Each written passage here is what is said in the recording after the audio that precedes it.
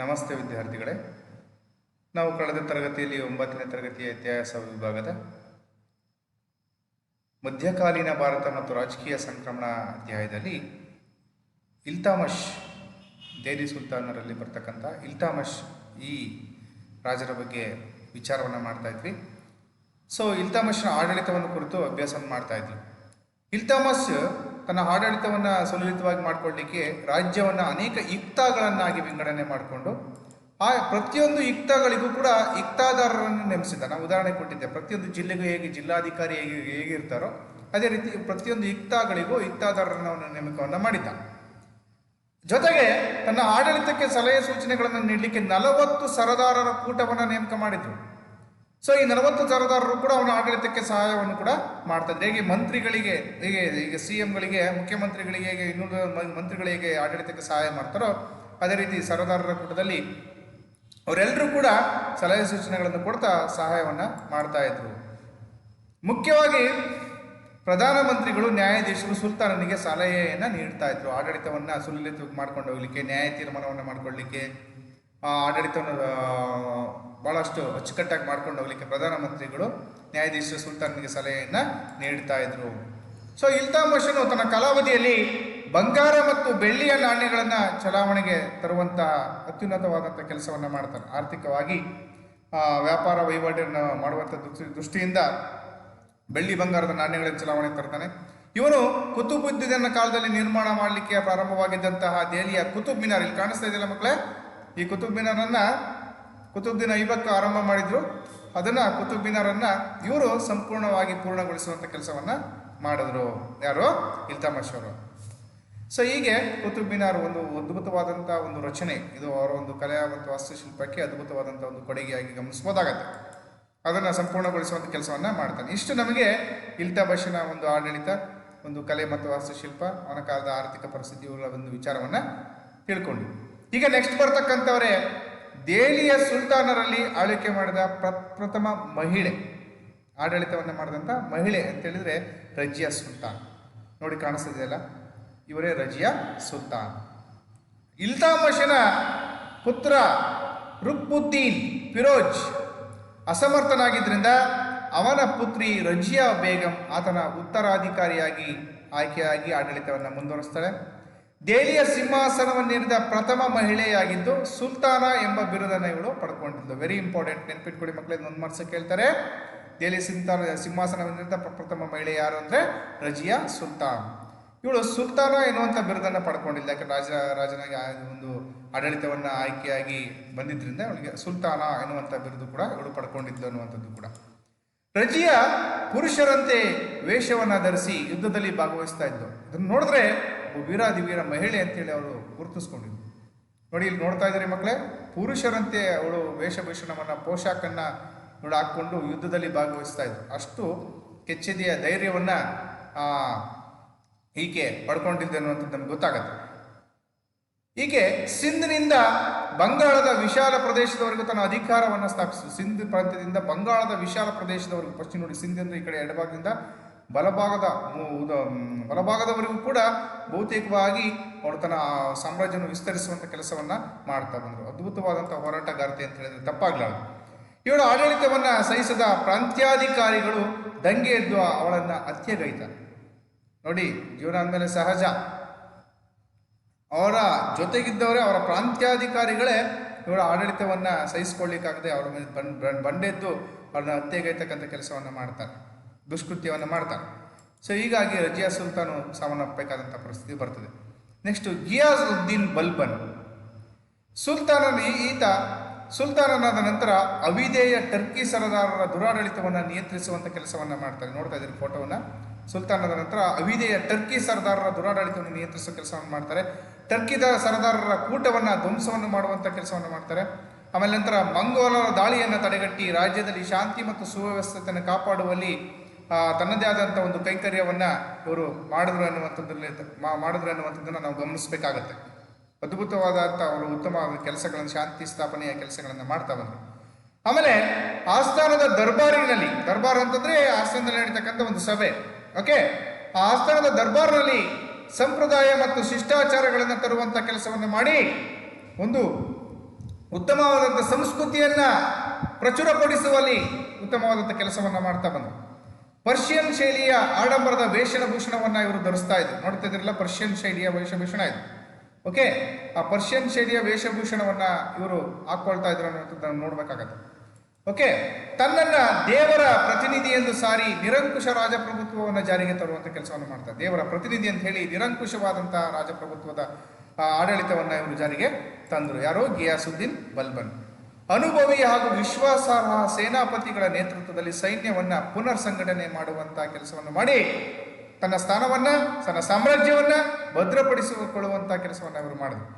ಜೊತೆಗೆ ಮಂಗೋಲರ ದಾಳಿಗಳನ್ನು ತಡೆಗಟ್ಟಲು ವಾಯುವ್ಯ ಗಡಿ ಭಾಗದಲ್ಲಿ ಕೋಟೆಗಳನ್ನು ಕೂಡ ಕಟ್ಟಿಸುವಂತ ಕೆಲಸವನ್ನು ಮಾಡಿದ್ರು. ಯಾಕೆಂದ್ರೆ ಮಂಗೋಲರು ಪದೇ ಪದೇ ದಾಳಿಯನ್ನು ಮಾಡ್ತಾನೆ ಇದ್ರು, ಶಾಂತಿಯನ್ನು ಕೆಡಿಸುವಂತಹ, ಭಂಗಪಡಿಸುವಂತಹ ಕೆಲಸವನ್ನ ಮಾಡ್ತಾ ಇದ್ರು. ಆ ಶಾಂತಿಯನ್ನ ಮತ್ತೆ ಮರುಸ್ಥಾಪನೆ ಮಾಡಬೇಕನ್ನುವಂಥ ಹಿತದೃಷ್ಟಿಯಿಂದ ವಾಯುವ್ಯ ಗಡಿ ಭಾಗದಲ್ಲಿ ಕೋಟೆಗಳನ್ನ ನಿರ್ಮಿಸಿ ಒಂದು ಭದ್ರ ಬುನಾದಿಯನ್ನು ತನ್ನ ಸಾಮ್ರಾಜ್ಯಕ್ಕೆ ಕಟ್ಟಿಕೊಡುವಲ್ಲಿ ಯಶಸ್ವಿಯಾದ ಯಾರು?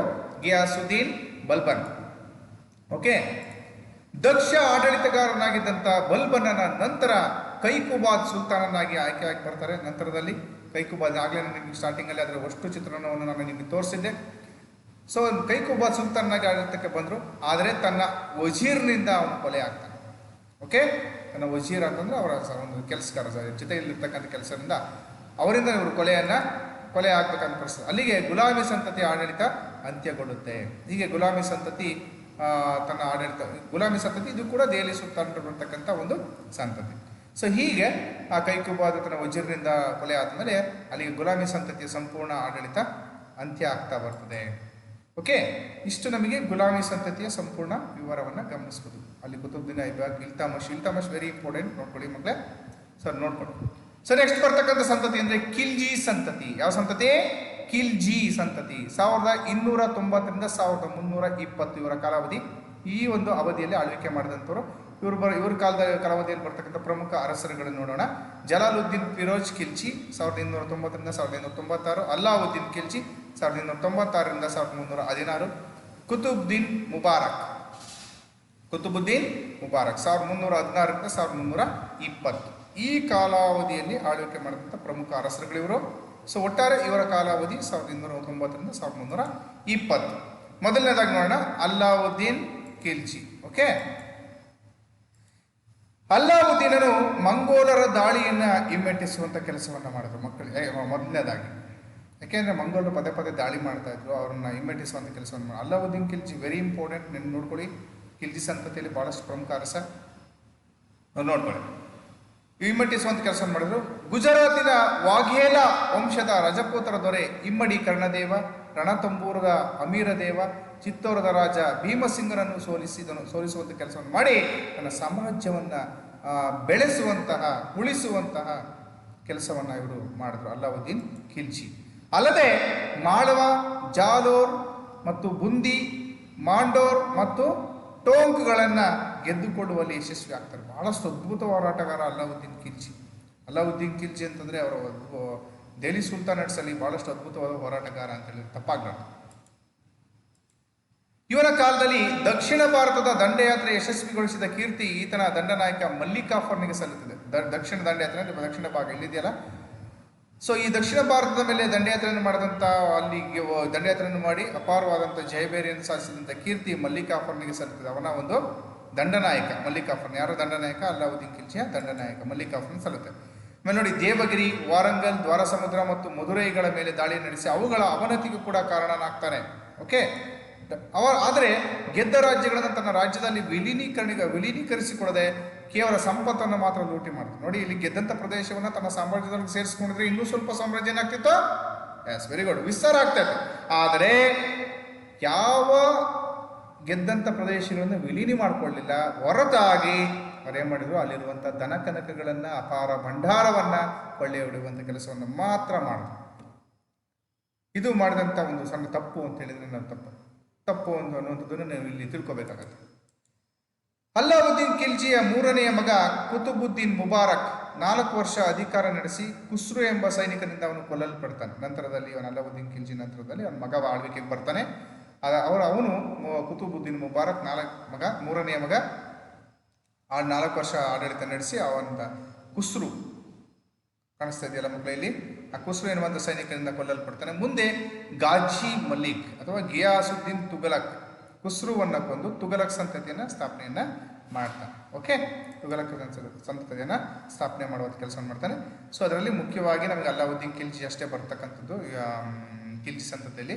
ಸೊ ಹಾಗಾಗಿ ಅಲ್ಲಾವುದ್ದೀನ್ ಖಿಲ್ಜಿನ ನೀವು ಗಮನಿಸಬೇಕಾಗತ್ತೆ ಮಕ್ಕಳೇ. ಓಕೆ, ಇವರ ಕಾಲದ ಆಡಳಿತ ಸುಧಾರಣೆಗಳು ಏನೇನು ಮಾಡಿದ್ರು ಅನ್ನುವಂಥದ್ದು ನೋಡೋಣ. ಅಲ್ಲಾವುದ್ದೀನ್ ಖಿಲ್ಜಿಯು ಆಡಳಿತದಲ್ಲಿ ಹಲವು ಸುಧಾರಣೆಗಳನ್ನು ಕೈಗೊಳ್ಳುತ್ತಾರೆ. ಧಾರ್ಮಿಕ ದತ್ತಿ, ಇನಾಮ್ ಭೂಮಿ ಮತ್ತು ಸಹಾಯಧನಗಳನ್ನು ರದ್ದುಗೊಳಿಸುವಂಥ ಕೆಲಸವನ್ನು ಮಾಡ್ತಾರೆ. ಧಾರ್ಮಿಕ ದತ್ತಿ ಮತ್ತು ಇನಾಮ್ ಭೂಮಿ ಮತ್ತು ಸಹಾಯಧನಗಳನ್ನು ರದ್ದುಗೊಳಿಸ್ತಾರೆ. ಇನಾಮ್ ಭೂಮಿ ಅಂದರೆ ಈ ಕೊಟ್ಟಿರ್ತೀವಲ್ವ, ಅದು ಇದು ಮಾಡಲಿಕ್ಕೆ ಸಾಗುವಳಿ ಮಾಡಲಿಕ್ಕೆ ಅದನ್ನು ವಾಪಸ್ ಮಾಡ್ತಾರೆ, ರದ್ದು ಮಾಡುವಂಥ ಕೆಲಸವನ್ನು ಮಾಡ್ತಾರೆ. ಆಮೇಲೆ ದಕ್ಷ ಗೂಢಾಚಾರ ವ್ಯವಸ್ಥೆಯನ್ನು ರಚಿಸಿದರು. ದಕ್ಷ ಗೂಢಾಚಾರ ವ್ಯವಸ್ಥೆ ಅಂದರೆ ಈ ಸಮಾಜದಲ್ಲಿ ಏನೇನಾಗುತ್ತೆ ತಪ್ಪುಗಳು ಅವನ್ನೆಲ್ಲ ಕಂಡುಹಿಡಲಿಕ್ಕೆ ಈ ಒಂದು CID ಅಂತ ಕರಿತೀವಲ್ವ ಈಗ, ಅದೇ ಥರ ಅವಾಗ ಗೂಢಾಚಾರ ವ್ಯವಸ್ಥೆಯನ್ನು ರಚನೆ ಮಾಡಿದ್ರು. ಅದ್ಭುತವಾದಂಥ ಒಂದು ಕೆಲಸ. ಅದನ್ನು ನಾವೀಗ CID ಆ ಥರ ಮಾಡ್ಕೊಂಡಿದ್ವಿ, ಪೊಲೀಸ್ ವ್ಯವಸ್ಥೆ CID ಅಂತ ಮಾಡ್ಕೊಂಡಿದ್ವಿ. ಆಮೇಲೆ ನೋಡಿ, ಮದ್ಯಪಾನ, ಮಾದಕ ವಸ್ತುಗಳ ಮಾರಾಟ, ಪಗಡೆ ಆಟಗಳನ್ನು ನಿಷೇಧಿಸಿದೆ. ಇದರಿಂದ ಕುಟುಂಬಗಳು ಹಾಳಾಗ್ತವೆ, ತೊಂದರೆ ಆಗುತ್ತೆ ಅನ್ನೋ ಕಾರಣಕ್ಕೆ ಇದನ್ನೆಲ್ಲವನ್ನು ಕೂಡ ನಿಷೇಧವನ್ನು ಕೂಡ ಮಾಡ್ತಾರೆ. ಇವೆಲ್ಲ ಏನು ಆಡಳಿತ ಸುಧಾರಣೆಗಳು, ವೆರಿ ಇಂಪಾರ್ಟೆಂಟ್ ಆಡಳಿತ ಸುಧಾರಣೆಗಳು ನೋಡ್ಕೊಳ್ಳಿ. ಅಲ್ಲಾವುದ್ದೀನ್ ಖಿಲ್ಜಿಯ ಕಾಲದಲ್ಲಿ ಸಣ್ಣ ಸಣ್ಣ ಹಿಡುವಳಿಯ ಭೂಮಿಗಳಲ್ಲಿ ವ್ಯವಸಾಯ ಮಾಡುತ್ತಿದ್ದ ರೈತರಿಂದ ಹಿಡಿದು ದೊಡ್ಡ ದೊಡ್ಡ ಭೂ ಮಾಲೀಕರು ಸಹ ತೆರಿಗೆ ಪಾವತಿಸಬೇಕಾಗಿತ್ತು. ಅದ್ಭುತವಾದ ಕೆಲಸ ಇದು. ಯಾಕೆಂದರೆ ಬರೀ ಸಣ್ಣ ರೈತರಿಗೆ ಅಷ್ಟೇ ಮಾಡ್ತಾ ಇರಲಿಲ್ಲ, ದೊಡ್ಡ ದೊಡ್ಡ ರೈತರು ಕೂಡ ಕಂದಾಯವನ್ನು ಕಟ್ಟಬೇಕಾದಂಥ ಕೆಲಸವನ್ನು ಮಾಡಿಸಿದ್ರು ಅವರು.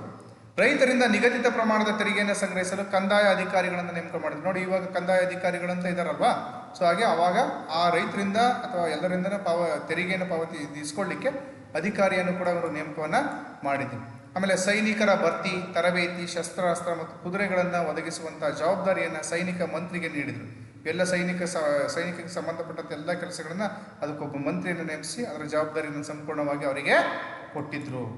ಸೈನಿಕರಿಗೆ ನಿಗದಿಯಾಗಿದ್ದಂಥ ಅವರ ಸಂಬಳ ಪ್ರತಿ ತಿಂಗಳ ಕೊನೆಯ ಹೊತ್ತಿಗೆ ನಗದು ರೂಪದಲ್ಲಿ ಸಂದಾಯವಾಗ್ತಿತ್ತು. ಅಂದರೆ ನಗದು ಅಂದರೆ ಹಣದ ರೂಪದಲ್ಲಿ ಅವರಿಗೆ ಕೊಡ್ತಾ ಇದ್ರು. ಅವರಿಗೆ ಕೊಡಬೇಕಾದಂಥ ಹಣ ಇದೆಯಲ್ಲ, ಮಂತ್ಲಿ ಸ್ಯಾಲ್ರಿ, ಅದು ತಿಂಗಳ ಕೊನೆಗೆ ಕರೆಕ್ಟಾಗಿ ಅವರಿಗೆ ತಲುಪುವಂಥ ವ್ಯವಸ್ಥೆಯನ್ನು ಕೂಡ ಮಾಡಿದರು. ಅದ್ಭುತವಾದಂಥ ಸಾಧನೆಗಳು, ಸುಧಾರಣೆಗಳನ್ನು ಅಲ್ಲಾವುದ್ದೀನ್ ಖಿಲ್ಜಿ ಮಾಡಿದರು.